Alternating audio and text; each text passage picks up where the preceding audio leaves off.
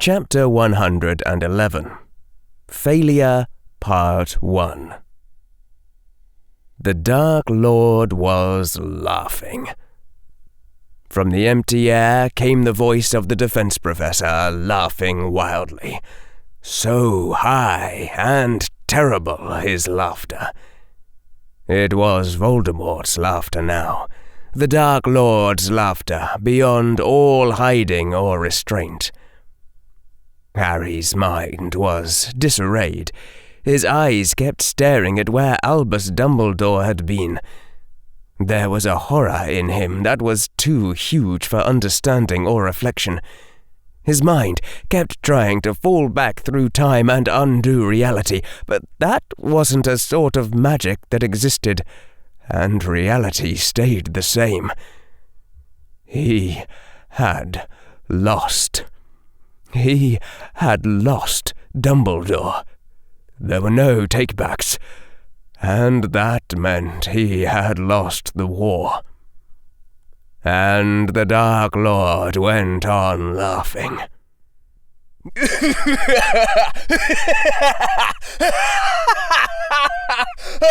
Professor Dumbledore.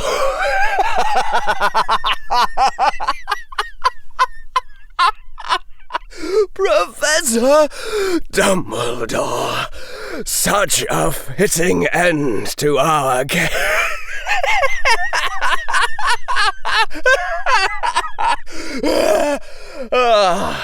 The wrong sacrifice, even at the finish. For the piece you gave up everything to save was already in my possession. The wrong trap, even from the beginning, for I could have abandoned this body at any time.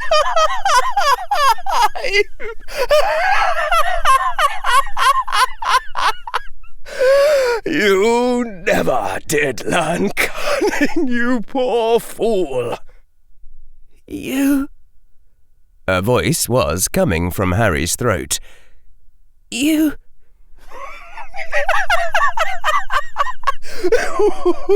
Why, yes, little child.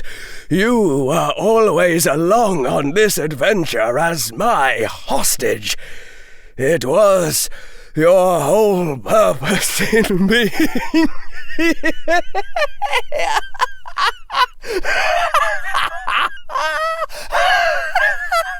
You are decades too young to play this game against the real Tom Riddle, child.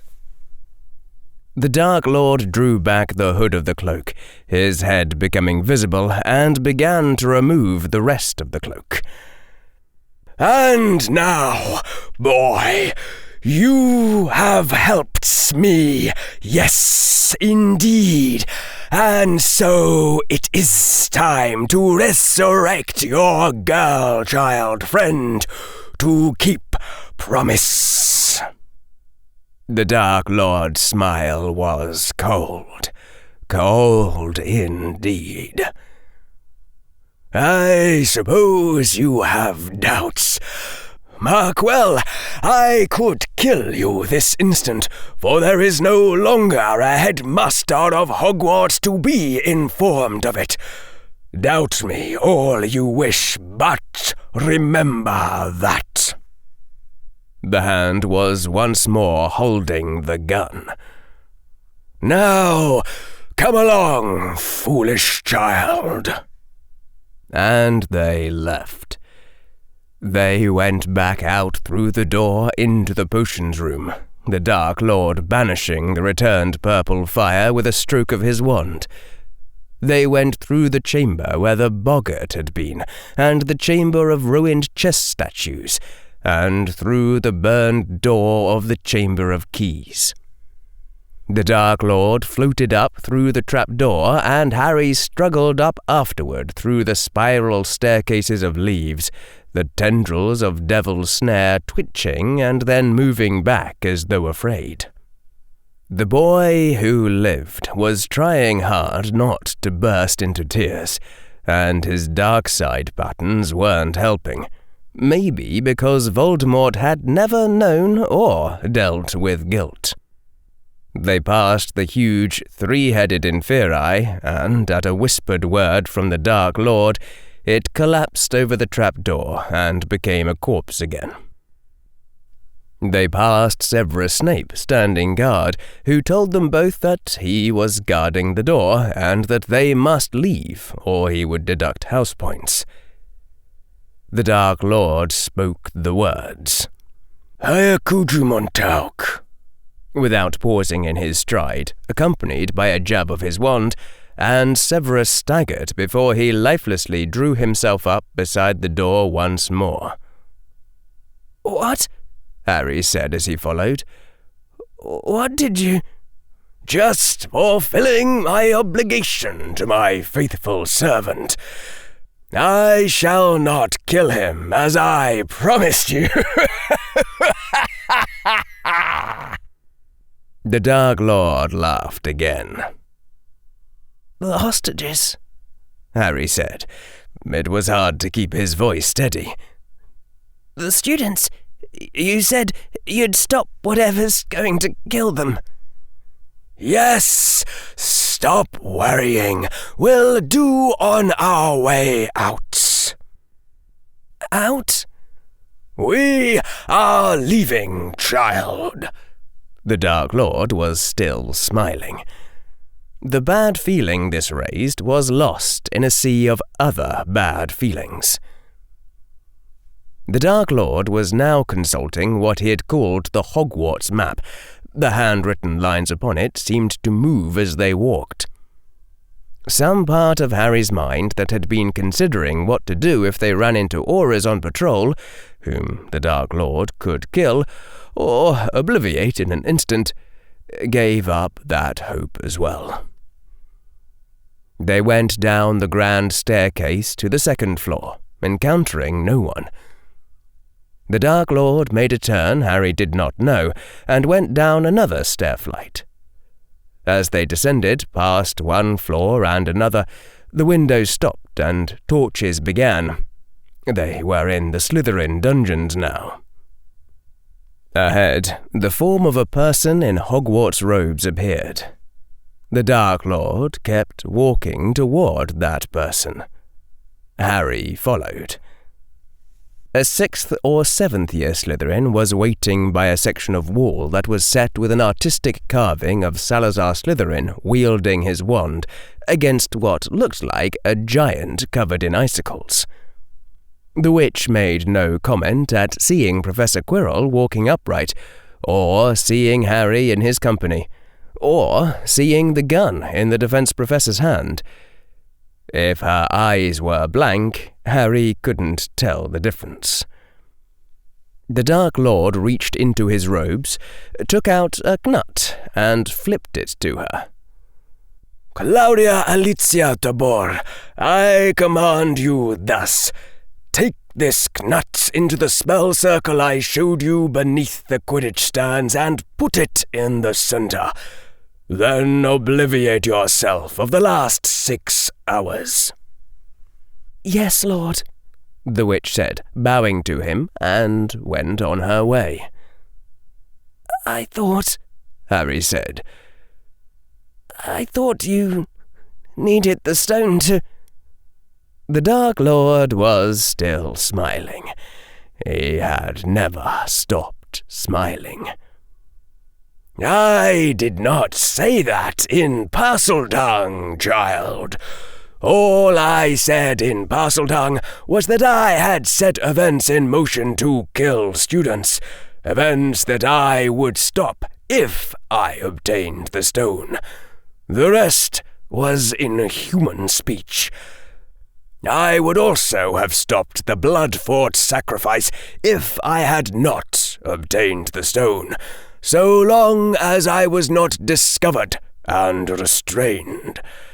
The students of Hogwarts are a valuable resource, whom I have already spent much time training."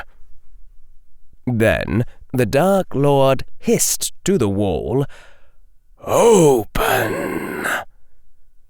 Harry's eye saw the tiny snake that had been set in the upper left of the carving, even as the wall slowly swung backward, revealing the opening of a huge pipe. Moss grew on its sides, and a musty, dusty smell welled up from it. The interior was also covered with cobwebs in multiple sheets. "Spiders," murmured the Dark Lord. He sighed, and for that brief moment he sounded once more like Professor Quirrell. The Dark Lord walked into the huge pipe, the cobwebs burning away before him.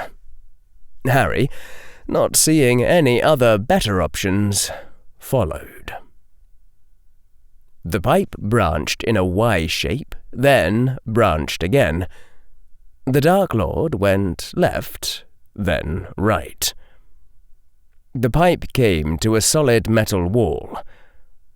"Open!" the Dark Lord hissed, and a crack appeared in the metal. It seemed to fold into itself. Beyond was the middle of a long stone tunnel. "We shall be walking a while," said the Dark Lord. "Did you have more questions to ask, little child?" I can't think of any right now." Another cold laugh replied to this, and they walked into the tunnel, turning right. Harry didn't know, then or ever, how long he walked. The light of burning spiderwebs was too dim to read his mechanical watch, and Harry had not thought to look at the time before entering. It felt like they walked for miles, miles beneath the ground. Slowly, Harry's mind tried to recover itself a final time. Very possibly final, if he was right about the Dark Lord killing him after this. Though the Dark Lord had said that he would resurrect Hermione, which seemed pointless if that was true. Was that simply the Dark Lord following through on a promise he would not otherwise have been able to make in Parseltongue? Why had he not just shot Harry on the spot? "Seriously," some last functioning part of his brain said to all the other parts, "this would be a good time to think of something that the Dark Lord has not already thought of, something we can do without our pouch, or our wand, or our time-turner, something that Professor Quirrell has not imagined we can do. Think. Pretty, please, think of something. Don't shut down now, even if you're scared, even if we've never really faced death before in the sense of being about to die in the next hour. This is not the time to shut down." Harry's mind stayed blank. "Suppose," said that last remaining part, "suppose we try to condition on the fact that we win this, or at least get out of this alive. If somebody told you as a fact that you had survived, or even won, somehow made everything turn out okay, what would you think had happened?" "Not a legitimate procedure," whispered Ravenclaw. "The universe doesn't work like that. We're just going to die." "Someone realizes we're missing," thought Hufflepuff, "and Mad-Eye Moody shows up with a squad of Aurors and rescues us. I think the time has come to admit we're not more competent than the standard authorities. The saving factor does have to be something we do somehow," said the last voice. "Otherwise, there's no point in our thinking about it." "Problem 2, said Gryffindor. Harry Potter isn't missing. He's right there at the Quidditch match where everyone can see him. Professor Quirrell thought of that too. It's part of why he sent that fake note. Problem 3, I don't think Mad-Eye Moody and an Aura Squad can beat the Dark Lord, and certainly not before he kills us. I'm not sure the entire DMLE can beat the Dark Lord if he's fighting seriously, and Dumbledore's gone. Problem 4, the Quidditch match is not disrupted. That's probably the only reason why Professor Quirrell was willing to try something as complicated as bringing us along on this trip in the first place. Thinking along different lines, ventured Slytherin, maybe Professor Quirrell calls in someone else to memory charm us. Legilimency, Imperius, Confundus, who knows what else. We're not a perfect Occlumens. Then the Dark Lord would have a smart, well, sort of smart lieutenant that he could use. That could be another reason why Professor Quirrell was so willing to tell us secrets if he knew that the memory would disappear. It's also a reason to leave the Hogwarts wards so the Dark Lord can call Bellatrix to apparate in and do the work. This entire reasoning process is illegitimate and I refuse to participate, said Ravenclaw. What lovely last words, said the last voice. Now, shut up and think. Rough stone tunnel went by underfoot, Harry's shoes sometimes dipping into moisture or nearly slipping on a curved surface. The neurons in his brain, which kept on firing, imagined voices talking to each other, yelling at each other, even as the listener stayed numb with horror and shame. Gryffindor and Hufflepuff were conducting a debate about suicide by charging the Dark Lord's gun, or by swallowing the little jewel on Harry's steel ring. It seemed unclear whether the fate of the world was better or worse if the Dark Lord had Harry as a mind slave. If the Dark Lord was going to win anyway, it might be better if he won faster. And the last voice kept talking through it all.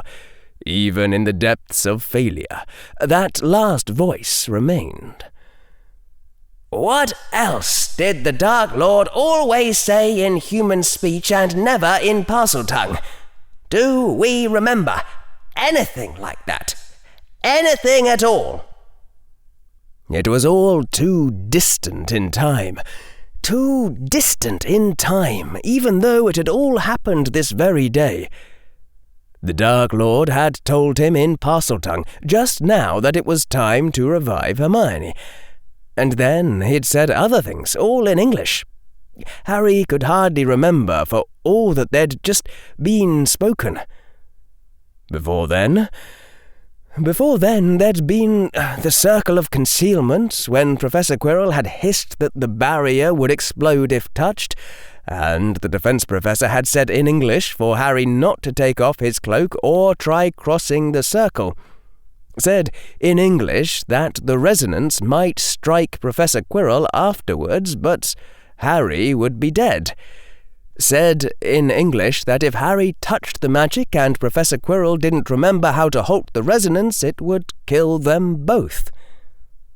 Suppose it doesn't kill us both, said the last voice. On Halloween, in Godric's Hollow, the Dark Lord's body was burned, and we only ended up with a scar on our forehead. Suppose the resonance between us is deadlier to the Dark Lord than to us.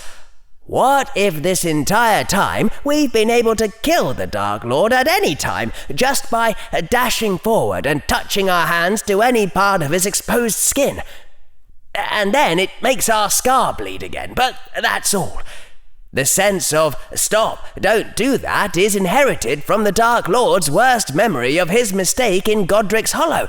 It may not actually apply to the boy who lived. A small note of hope rose, and was quashed. The Dark Lord can just throw away his wand, droned Ravenclaw. Professor Quirrell can turn into his animagus form. Even if he dies, the Dark Lord will possess someone else and return, and then torture our parents to punish us. We might be able to get to our parents in time, said the last voice. We might be able to hide them. We might be able to get the Philosopher's Stone away from the Dark Lord if we killed his current body now, and that stone could provide the nucleus of a counter-army. The Dark Lord was moving on through the stony corridor. His hand still held the gun. He was at least 4 meters away from Harry. If we dart forward, he'll sense us approaching through the resonance, said Hufflepuff. He'll fly forward rapidly. He can do that. He has the broomstick enchantments that let him fly. He will fly forward, turn around, and fire the gun. He knows about the resonance. He's thought of this already. This is not something the Dark Lord has failed to consider. He will be ready for it and waiting. Continuing the same line of argument, said the last voice. Suppose we can freely cast magic on Professor Quirrell, but he can't cast it on us. Why would that be true? Demanded Ravenclaw. In fact, we have evidence that it's false. In Azkaban, when Professor Quirrell's Avada Kedavra hit our Patronus charm, it felt like our head was splitting apart. Suppose that was all his magic going out of control. Suppose if we'd just cast, say, a Lumos targeting him. Nothing bad would have happened. But why, said Ravenclaw, why suppose that? Because, thought Harry, it explains why Professor Quirrell didn't warn me not to cast any magic on him in Azkaban. Because Professor Quirrell never said in Parseltongue that I can remember that I'd hurt myself if I tried to cast magic on him. He could have given me that warning, but he didn't, even though he gave me a lot of other warnings. Absence of evidence is weak evidence of absence. There was a pause while Harry's parts considered this. We don't actually have our wand, said Ravenclaw. We might get it back at some point, thought the last voice. But even then, Harry thought, and the grey hopelessness returned. The resonance is something the Dark Lord knows about. He's already thought of everything I can do with that. He already has a response prepared. That was my mistake from the beginning. I didn't respect the Dark Lord's intelligence. I didn't think that maybe he knew everything I knew and could see everything I saw, and had already taken it into account. Then, said the last voice, conditional on our winning, we must have hit him with something he doesn't know about. Dementors, offered Gryffindor. The Dark Lord knows we can destroy, deflect, and possibly control Dementors, said Ravenclaw. He doesn't know how, but he knows we have the capability, and where the heck would we get a Dementor anyway? Maybe, ventured Hufflepuff, the Dark Lord's whole Horcrux system would short out via the resonance if we grabbed him and held him, sacrificing our own life to destroy him forever. Bullhockey, said Ravenclaw. "But I guess it doesn't hurt to engage in some pleasant fantasy before we die, no matter how stupid." "If Lord Voldemort had a strong enough fear of death," Hufflepuff argued, "if we wanted strongly enough to just not need to think about death again, then the Horcrux system could have design flaws like that. It never occurred to Voldemort to test his Horcruxes on someone else. That could indicate he wasn't able to think about the subject clearly. So, his fear of death is his fatal weakness?" said Ravenclaw. "Yeah, no. I'm thinking someone with over 100 Horcruxes might have a few fail-safe mechanisms in there." And Harry's brain went on thinking. A genuine asymmetry in the magical resonance between them seemed improbable. There was no reason for the magical effect to work like that. But the magical backlash could hit the stronger wizard harder, the more powerful magic resonating more dangerously. That could explain the observed event in Godric's Hollow. Voldemort explodes, baby survives, and also explain the observed event in Azkaban. Voldemort severely impaired by backlash of his strong magic, first-year boy who lived hit by lighter backlash of his weak magic. Or, if it was only the caster's magic that resonated, that could also explain both those two observations. That might even explain why Professor Quirrell had been in no rush to warn Harry against casting any magic on him. Though there was another obvious reason why Professor Quirrell would avoid raising the subject of the resonance. It was a gigantic hint about the mystery of Godric's Hollow, if Harry had ever made the connection. The part that was numb with grief and guilt took this opportunity to observe, speaking of obliviousness, that after the events at Hogwarts had turned serious, they really should have reconsidered the decision made on First Thursday, at the behest of Professor McGonagall, not to tell Dumbledore about the sense of doom that Harry got around Professor Quirrell. It was true that Harry hadn't been sure who to trust. There was a long stretch where it had seemed plausible that Dumbledore was the bad guy and Professor Quirrell the heroic opposition.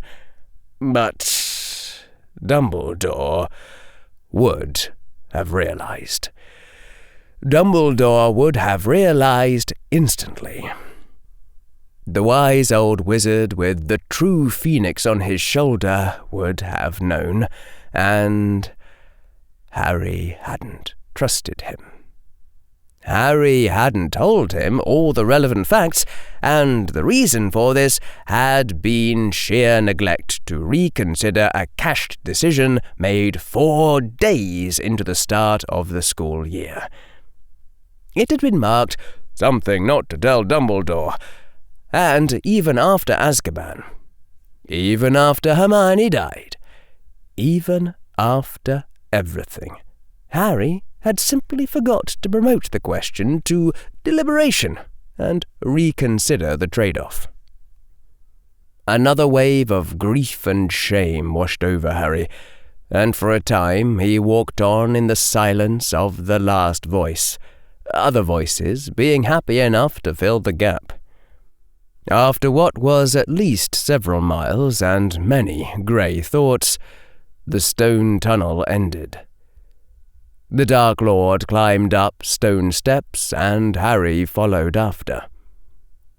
The two of them came into a dark, dank stone building.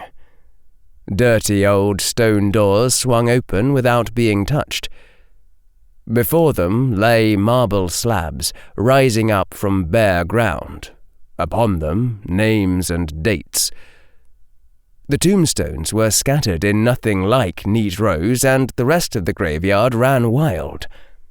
The moon above was over 3/4 full, already seeming bright with night not fully fallen. Harry had stopped walking upon seeing the graveyard. There was a blaring alarm in his brain saying to be anywhere other than here, but there weren't any options for accomplishing that.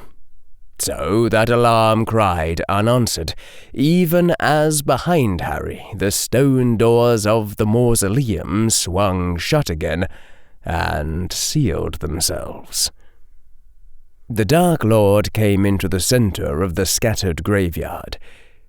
He stopped walking and waved his wand above his head in a small circle. There was a rumbling sound, and smoothly from the ground rose an altar, at least 2 meters wide and of black stone carved with grey sigils. And then, surrounding the altar, groaned up 6 dark marble obelisks, regularly spaced, gleaming dark beneath the fading twilight sky. The unanswered alarm in Harry's brain grew louder. "This," said the Dark Lord in Professor Quirrell's cadences, "is a workspace I made for myself, convenient to either Hogwarts or Hogsmeade." The Dark Lord flourished a hand at the altar. "That is where Miss Granger shall revive, and also where I shall be reborn into my true body. I shall remake myself first, of course. Magics to revive girl-child easier with true body." A strange, snakish laughter accompanied these words.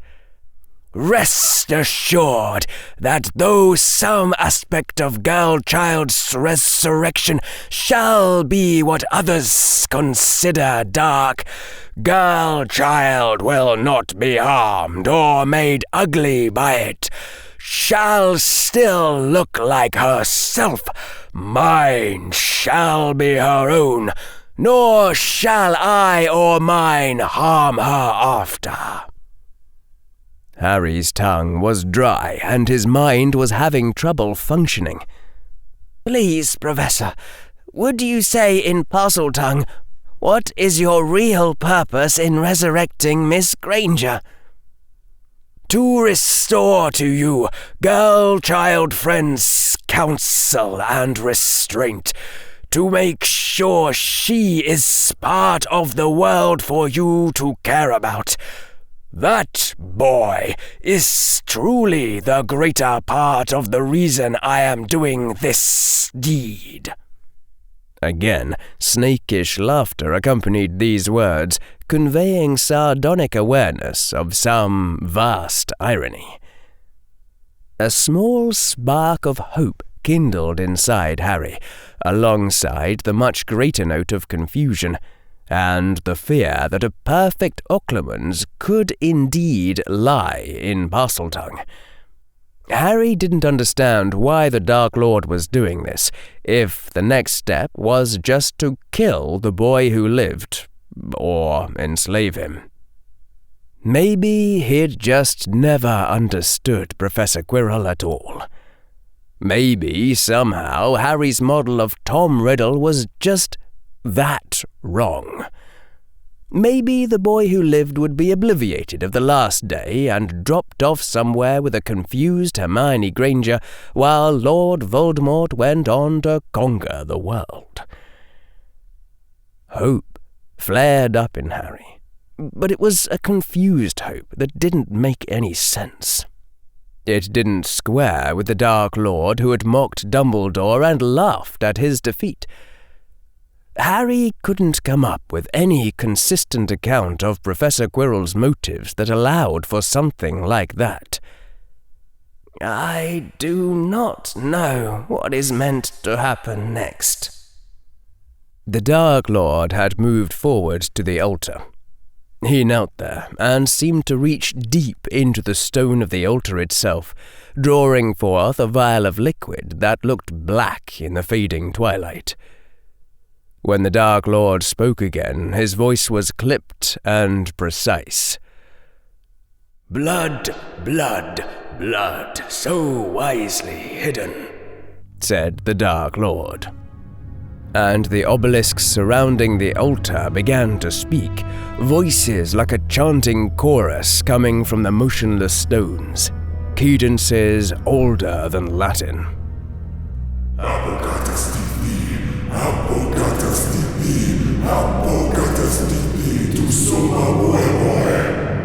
The obelisk's chant echoed after the end of each line, as if they were speaking out of synchrony with each other.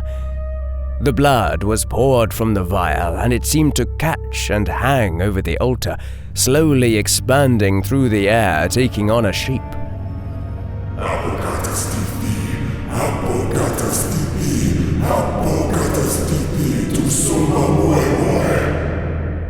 A tall form rested upon the altar, and even in the dimming twilight it looked too pale. The defense professor reached his hand into his robe and drew forth a small, irregular chunk of red glass. He placed that upon the tall, pale body. The stone stayed there for a time, minutes at least. The irregular chunk of red glass did not glow, or flash, or give any other indication of power. Then the stone moved, just a little, turning slightly upon the body. The defense professor took back the stone into his robes and prodded the tall form that lay motionless upon the altar, touching the eyes with his fingers, poking the chest with his wand. He threw back his head then and laughed. "Incredible," said the Dark Lord in the voice of the defense professor that Harry had known. "Fixed. It is fixed in form. A mere construct, sustained by magic, become the true substance at the stone's touch. And yet I sensed nothing. Nothing. I feared I had been deceived, that I had obtained a false stone, but the substance proves true to my every test." The defense professor tucked the red glass back into his robes. "That is eldritch, even by my standards, I admit." Then the defense professor walked around the altar. 5 times he walked around it, chanting something too low for Harry to hear.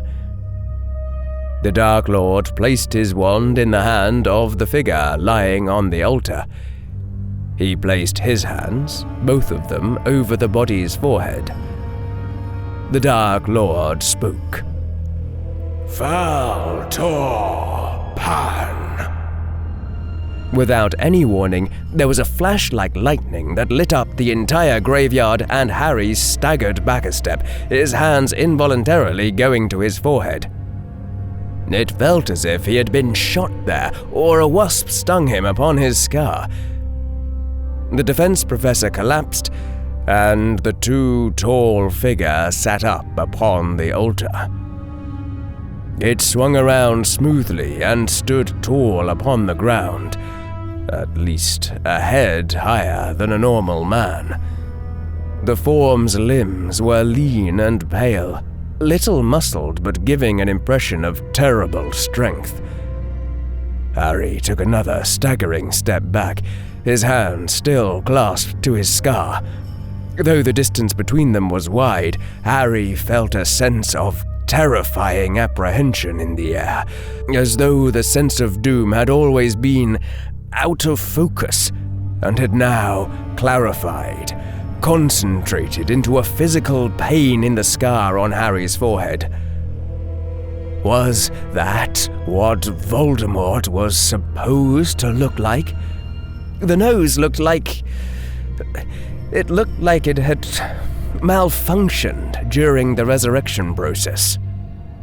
The too tall figure threw back his head and laughed. raising his hands and wand to look at them. The left hand opened wide, and it was like a pale half-spider with 4 overlong legs, fingers caressing the wand held in the other hand. Leaves stirred up from the graveyard, approaching to dance around the too tall figure, surrounding him and clothing him, reforming into a high-necked shirt and flowering robes. And Lord Voldemort was laughing. Exactly the mirthless laughter that Harry remembered coming from his own throat inside the Dementor's nightmare. Precise in tone and timbre. Red eyes gleamed beneath the fading twilight, their pupils slitted like a cat's. The form that Voldemort had abandoned raised itself, quivering from the ground. And in a voice that Harry could barely hear, Quirinus Quirrell gasped, "Free! Oh, free!" "Stupefy!" said the high, cold voice of Voldemort. And Quirinus Quirrell was blasted down into the ground. Then, with a wave of Voldemort's other hand, Quirinus Quirrell was picked up and flung away from the altar. Voldemort walked away from the altar, then turned and looked at Harry, and the pain in Harry's scar flared at it. "Frightened child," Voldemort hissed, like there was an undercurrent of Parseltongue even to the Dark Lord's human speech. "Good. Place the girl on the altar and break your transfiguration." "Is this really going to happen? Are we really going to do this?" Harry swallowed, mastering his fear through that note of impossible hope amid the confusion, and walked over to the altar. Then Harry took off his left shoe and his left sock, and took off the toe ring that was Hermione Granger, the transfigured shape identical to the toe ring that had been given to Harry as an emergency portkey. There was a twinge of regret in Harry for not having the real portkey now, but only a twinge. An inner circle Death Eater would routinely put up boundaries against portkeys, if Severus had been right. Behind Harry, Voldemort laughed again in what sounded like surprised appreciation. "I need my wand to finite her," Harry said aloud. "You do not." High the voice, and cruel. "You learned to sustain a transfiguration by touch alone, without further use of the wand. You can likewise break your own transfiguration wandlessly, by commanding your sustaining magic to drain away. Do so now." Harry swallowed and touched the toe ring. He had to try 3 times and clear his mind before he could push his magic out of the toe ring, as before he had learned to make a tiny stream of magic flow in.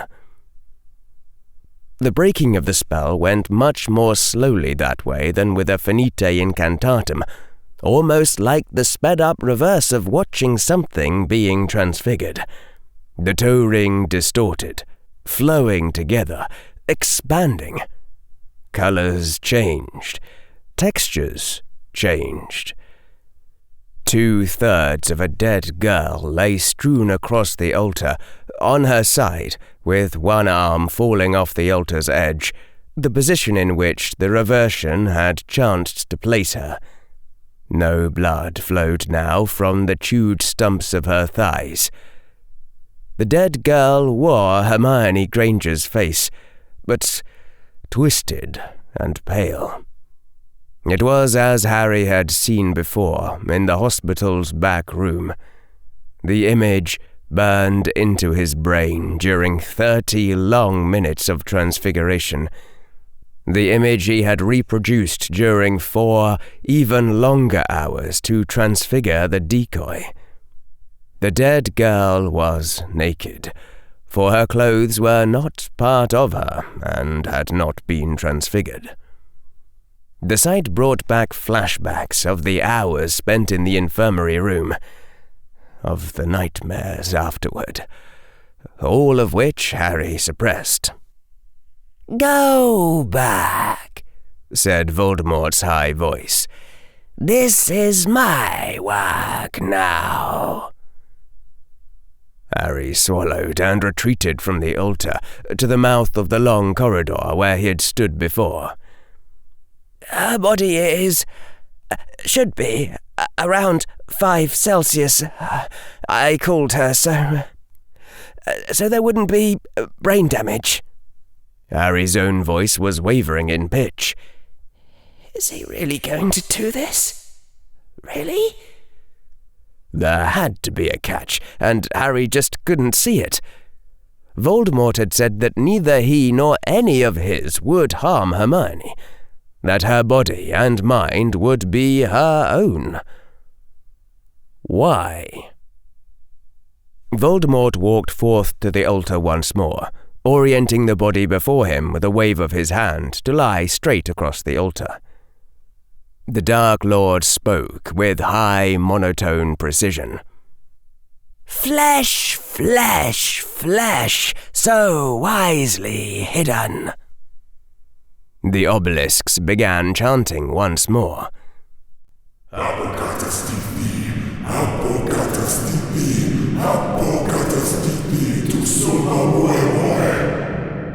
New flesh flowed out of the stumps of the girl's thighs, creeping forward like an ooze and solidifying. The obelisks ceased chanting. A complete form lay naked upon the altar. It didn't look like Hermione. A Hermione Granger should be standing up and talking. She should have her Hogwarts uniform. Voldemort raised a hand, then hissed, as though in annoyance. With a violent gesture, the robes around Quirinus Quirrell's sleeping form were torn in half, his purple and green tie shredded, and his suit jacket drawn from him to where Voldemort stood. Some part of Harry flinched, as if seeing the Dark Lord Voldemort attacking Professor Quirrell. Voldemort plunged his hand deliberately into the suit jacket, which jerked as though something were being broken. Then Voldemort shook out the suit jacket onto the ground beside him, emptying out the contents. Harry's pouch fell from it, and his time-turner, and a broomstick, and Voldemort's gun, and the cloak, and a number of amulets and rings and stranger devices that Harry did not recognize. And, finally, a chunk of red glass, which was laid upon Hermione Granger's form and allowed to stay there for a time. Minutes passed. The Dark Lord donned an amulet from the heap of things beside the altar. Also from the heap, Voldemort took 4 short wooden rods with straps upon them and reached beneath his robes to attach them. It looked like they went on his upper arms and upper thighs. The Dark Lord rose into the air, moved left, right, up and down, seeming to wobble slightly at first, then his flight stabilized. The chunk of red glass turned slightly. The Dark Lord Voldemort floated to the ground and prodded Hermione Granger's body with his wand. "There is an obstacle," hissed Voldemort. In Harry's mind, the expectation of betrayal or other failure had already been so strong that the confirmation came only as a dull shock, not a sharp one. "What obstacle?" "Girl's body is restored. Substance is repaired, but not magic or life. This is body of dead muggle. Voldemort turned from the altar, began to pace. The full ritual would solve this, but that would require time. Time and the blood of Granger's enemy, and I do not think Draco Malfoy still qualifies. Nor can I take my own blood unwillingly. Foolish. Voldemort's voice was a low hiss. Foolish. I should have foreseen this and prepared. Her brain might awaken with an electrical shock. I know that much of Muggle medicine. But would her magic return to her? That I do not know. And I suspect if she awakens as a Muggle, she will be a Muggle forever. Still, I think of nothing better. The Dark Lord raised his wand. Wait! Harry blurted, feeling hope return. She needs a spark of life and magic. Just a spark to get her started. Voldemort turned and looked at him. The snake-like face showed some slight degree of surprise. Think I have something that might work, Harry hissed. Needs wand. Have no intentions to use it against you. Harry said nothing about expecting his intentions wouldn't change. He'd simply blurted out the idea fast enough that he hadn't formed any specific intentions yet. This, Voldemort hissed, I desire to see. The Dark Lord reached into the heap of things by the altar and picked up the wrapped form of Harry's wand. It was thrown, gliding through the air and then dropping at Harry's feet. And then the Dark Lord floated back, the heap of things moving smoothly backwards with him. Harry unwrapped his wand and moved forward. We have our wand back. That's step 1, said the last voice, the voice of hope. No part of Harry had any idea what step 2 might be, but it was still step 1 accomplished. And Harry stood before the reformed body of Hermione Granger, who was still naked and dead on a twilight-lit stone altar.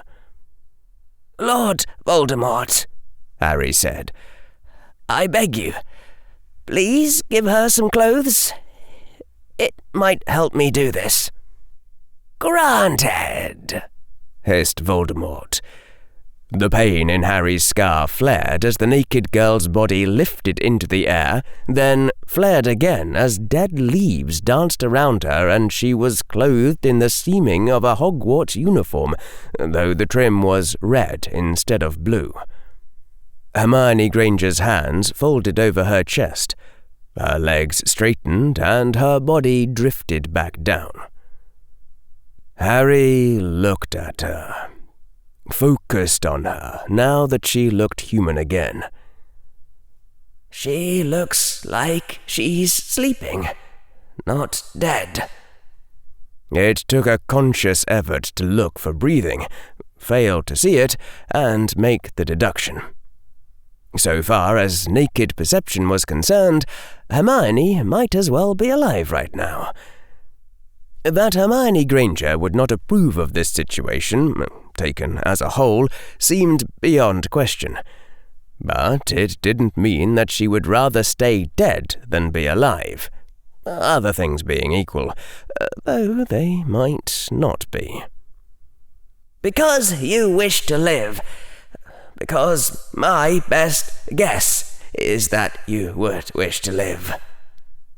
Harry reached out his shaking hand and touched Hermione's forehead. It was warm now, not the chill of 5 degrees Celsius. Either Voldemort had increased her body temperature to normal, or the magic of the ritual had done it automatically, which meant that Hermione's brain was currently warm and without oxygen, come to think. That did it, the sense of urgency rising in him. Harry's feet assumed the stance.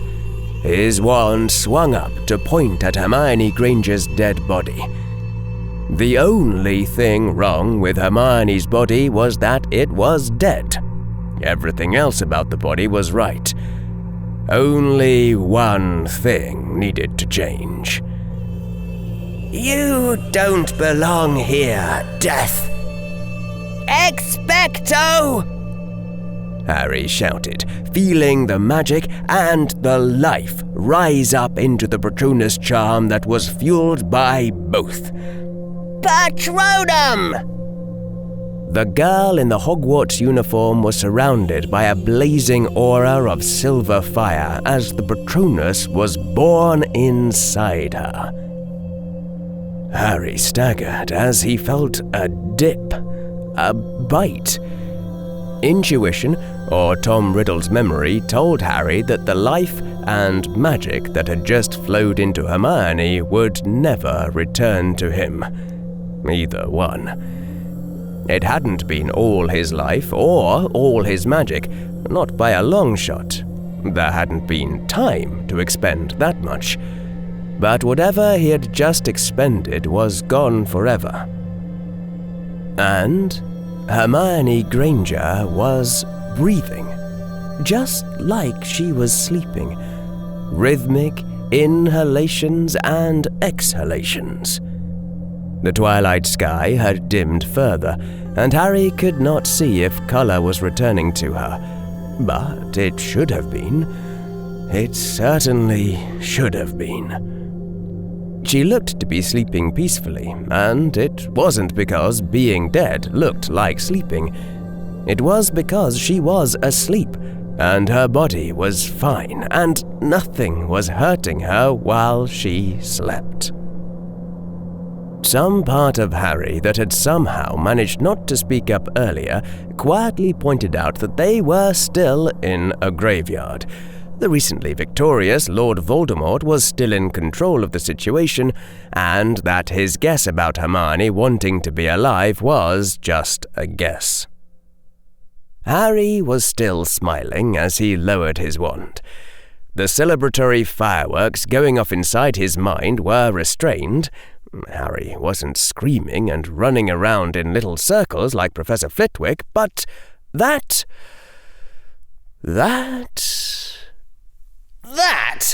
Harry said aloud inside his mind, that is what I call step 2.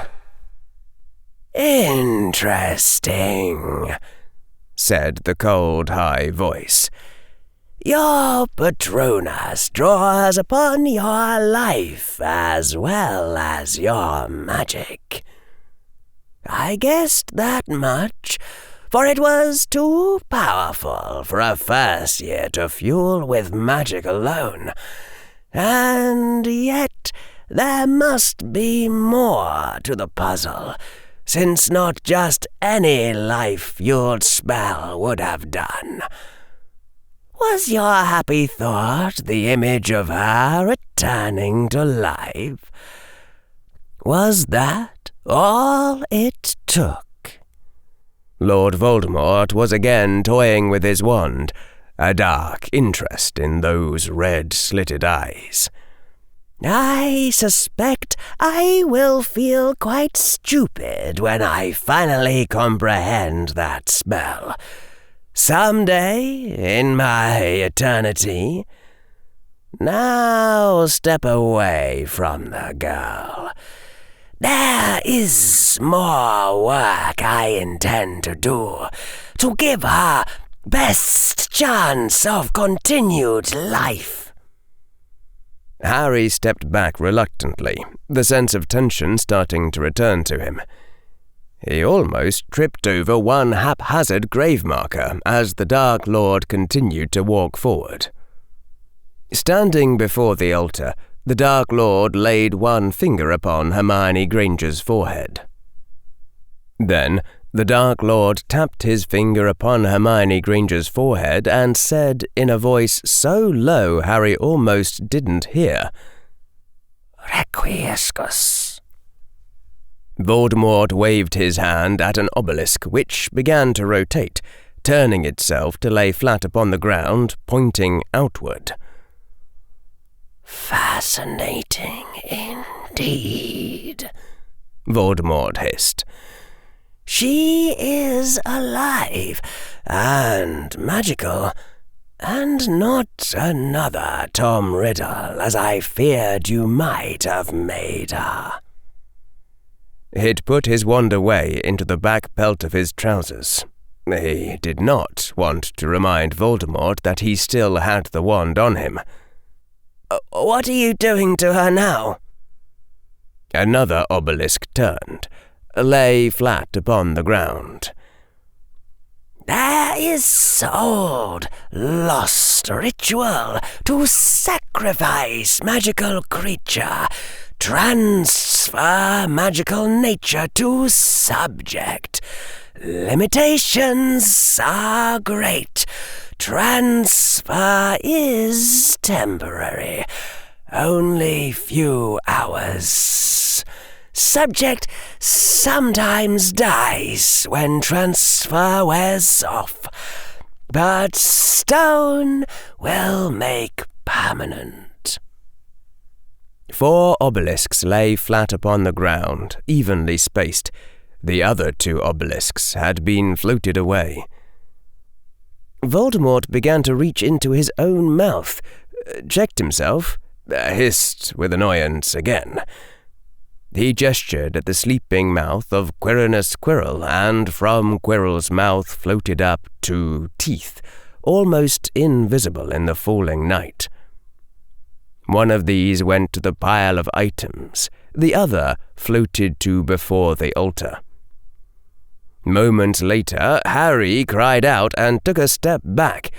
Huge and misshapen, lumpy skin, legs thick as tree trunks, a small head that looked like a coconut perched upon a boulder. A mountain troll stood within the circle of obelisks, motionless as though asleep while standing. "What are you doing?" Voldemort's mouth was stretched in a wide smile. It looked horrible on him, like his face had too many teeth. "Shall sacrifice my fallback weapon, and girl child shall gain Troll's power of regeneration. Transfiguration sickness is nothing before that, if perchance it was not fixed by previous ritual.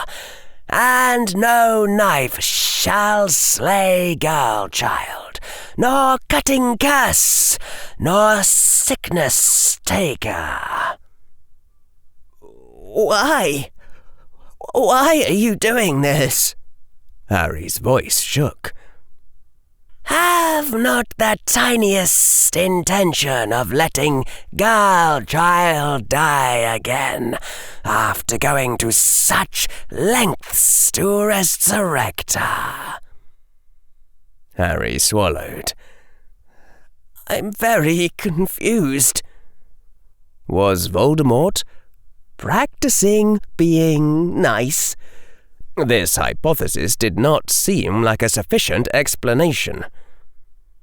"Stay well back," Voldemort said coldly. "This ritual is darker than the last."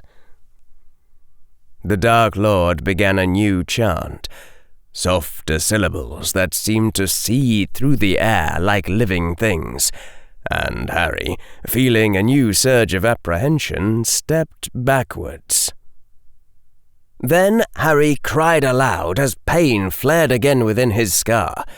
The mountain troll crumbled in on itself, becoming ashes hanging in the air, then dust, and then the dust seemed to blow away without going anywhere. It was gone. Hermione Granger slept on peacefully, whatever spell of repose Voldemort had cast on her being sufficient to the task. Harry said in a small voice. Did it work? Defendo!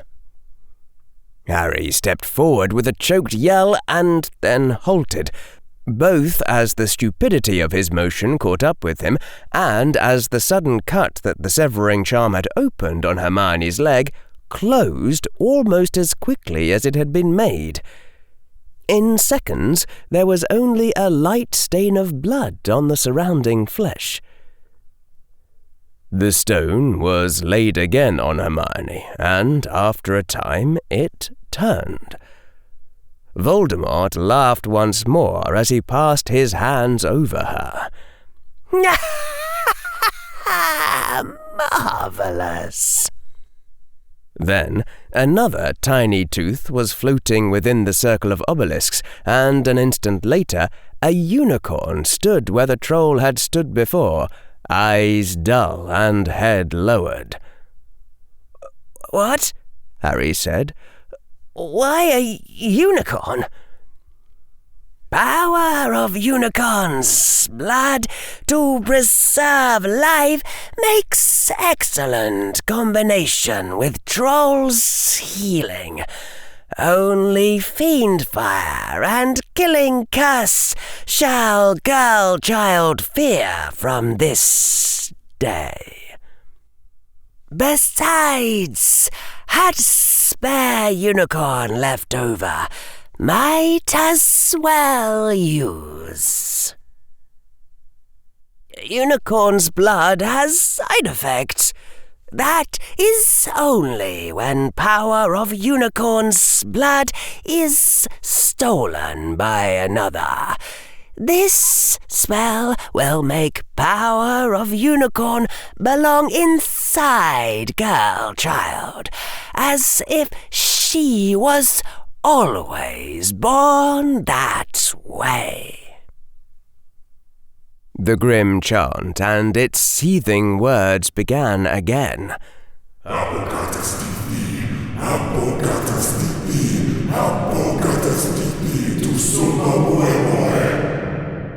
Harry watched, not understanding in the slightest. Forget understanding.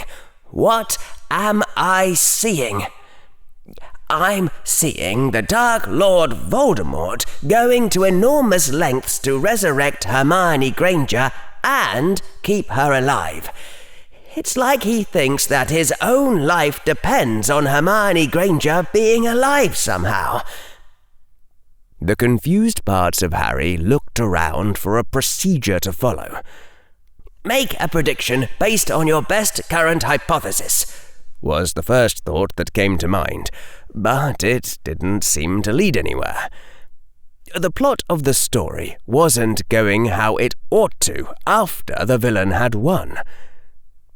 Again, the blaze of pain in his scar, like a blow to Harry's forehead. The unicorn swayed and then disintegrated, as the troll had done. The Dark Lord laid the stone upon Hermione's form once more, clasping her hands around it. Voldemort watched the unremarkable process for a time, then turned while the stone still laid on her, making a high humming sound in his throat. Ah, yes, hissed Voldemort. That would be most appropriate. Do you still have the diary I gave you, boy? The diary of the famous scientist. Harry's brain took a moment to place what Voldemort was talking about. It had been in Mary's room, in Mary's place, in October, that precious gift from a friend. The thought should have triggered a wave of awful sadness for the Professor Quirrell that had been lost, or Never real, but there had been enough of that emotion already, and his brain had set it aside for now. "Yes?" Harry said aloud. "I think it's in my pouch. Can I check?" Harry knew it was in the pouch. He had loaded it up with everything that he might possibly conceivably need, that he owned or had bought. Everything that could have been a quest item. From the heaps of items by the altar, Harry's mokeskin pouch was drawn out, tossed to Harry's feet. "Roger Bacon's diary," Harry said as he reached in a hand, and the diary appeared. Professor Quirrell had said that the diary would emerge unscathed from a fire, so Harry threw it toward Voldemort's altar. Harry did not wince. There were more important things to worry about than polite treatment of books, even that one. Voldemort picked up the diary, examining it, appearing quite absorbed. Harry, as quietly and unobtrusively as he could, attached the pouch to his belt loop in the back, where it wouldn't be visible, near where Harry had put his wand. "Step 3. The pouch." "Yes," Voldemort hissed as he flipped pages of the diary. "This will do quite well." The stone moved slightly, and the Dark Lord's other hand stored the stone again within his robes. "What was your hidden purpose behind the diary?" Harry said when the pouch was attached to his belt and he'd put both of his empty hands where Voldemort could see them again. "I tried translating a little at the beginning, but it was going slowly." Actually, it had been excruciatingly slow, and Harry had found other priorities. "Diary was exactly what it seemed. A gift meant to seduce you to my side." Voldemort made intricate gestures in the air with his wand, not even looking at what his hand was doing as he held the diary in his other hand. For a moment, Harry thought he could see a trail of darkness in the air, but the moonlight was too faint for certainty. "And now, my dear boy," Voldemort's high voice was laced with grim amusement as his wand briefly tapped Hermione Granger's forehead with a casual gesture. "I make this diary into a far more precious gift, a sign of how much wisdom I have learned from you. For I would never want you to be deprived of Hermione Granger's counsel and restraint, not ever while the stars yet live. Avada Kedavra!" The green bolt of the killing curse blazed out faster than Harry could possibly have cast the Patronus charm, faster than he could possibly have moved. It was already over, even as Harry cried out and went for his wand. Quirinus Quirrell's unconscious body didn't even jerk in death. The green light struck into it without other sign. Darkness glowed in the air, anti-light in the trails that Voldemort had made before, and the diary of Roger Bacon darkened as though corruption were creeping over it, even as a shiver appeared in the air around Hermione Granger's form. The pain in Harry's scar flared overwhelmingly, like a brand driven into his forehead. It sent Harry dodging unthinkingly to one side as Tom Riddle's reflexes took over. And Voldemort was also screaming, shrieking as he dropped the diary to the ground, holding his own head and screaming. "Chance!" The last voice of hope said that as Harry tried frantically to think, to understand. There wasn't any point in trying to kill Voldemort now. It might only annoy him. Weapons couldn't kill him while any of his hundreds of Horcruxes remained. But it still seemed worth it to temporarily discarnate Voldemort, take the stone and Hermione, and run. Harry's right hand had already taken his wand. His left hand went around to his back, reached awkwardly into his pouch, began to make a silent sign. 3 English letters. No! cried Voldemort. He dropped his hands from his head, was staring at Hermione's body as though bewildered. No! No! The item came up from Harry's pouch into his hand, and Harry began to step forward as smoothly as he could, diminishing the range between them to what his brief trials had shown was doable. My great creation! gasped Voldemort. His voice was high, sounding panicked. 2 different spirits cannot exist in the same world. It is gone. It is severed. A Horcrux. I must make a Horcrux at once. Voldemort's gaze fell on Hermione Granger's still sleeping form, and he began to raise his wand in the air, executing the same gestures as before. Harry raised his gun and pulled the trigger 3 times.